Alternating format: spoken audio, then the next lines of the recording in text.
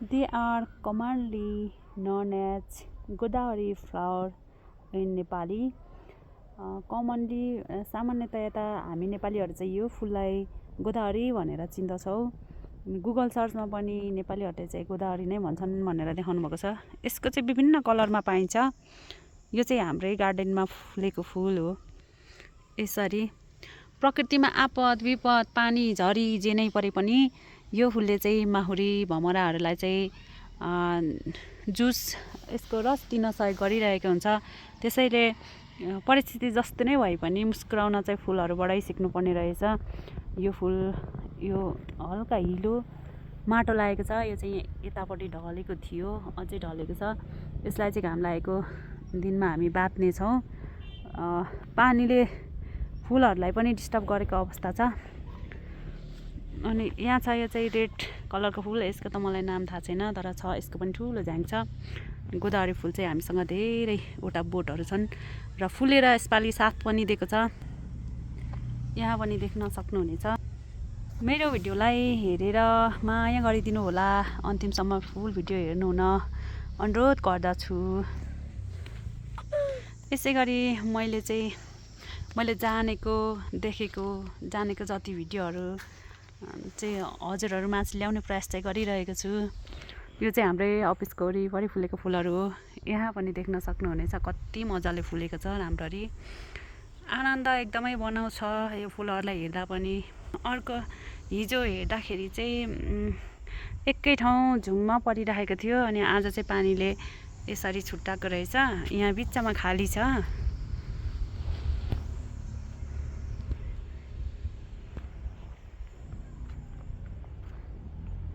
यहाँ त्यहाँ पनि सेम त्यस्तै भएको छ। सयपत्रीहरूले पनि फुलेर साथ दिइरहेको छ।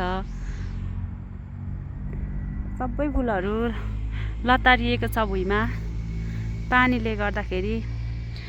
र यो पानी चाहिँ यस्तो गर्दाखेरि कति धेरै पानीहरू अझै पनि हातमा लाग्छ।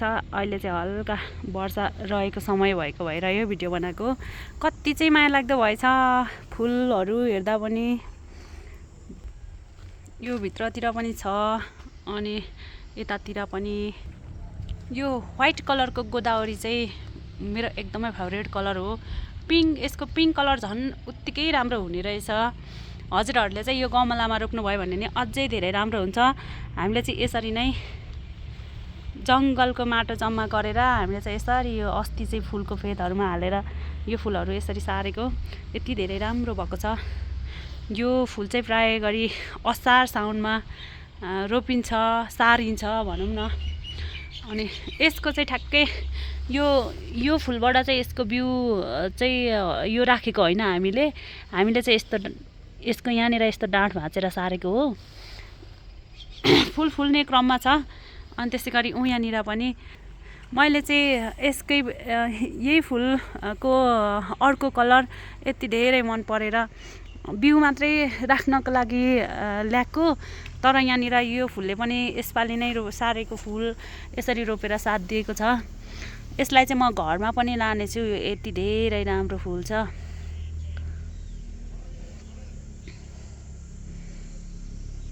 त्यसैले त भनिन्छ नि, बगैँचामा न तिमी भमराले चुमिदेला फुला सोचेर। यो बगैँचामा नजाऊ तिमी फुला सोचेर भमराले चुमिदेला भन्ने गीत चाहिँ यसै बनेको होइन रहेछ। हो यसरी नै यो यति धेरै रस बोकेको फुलहरूमा चाहिँ यसरी हामीहरू गएर फुललाई छोयो भने चाहिँ भमराले टोक्न पनि सक्छ, छिल्न पनि सक्छ। त्यसैले तपाईँहरू चाहिँ फुलहरू नछुनु होला, नचुट्नु होला, फुलहरूलाई चाहिँ नटिप्नु होला। भिडियोहरू हेर्दै गर्नुहोस् होला। धन्यवाद।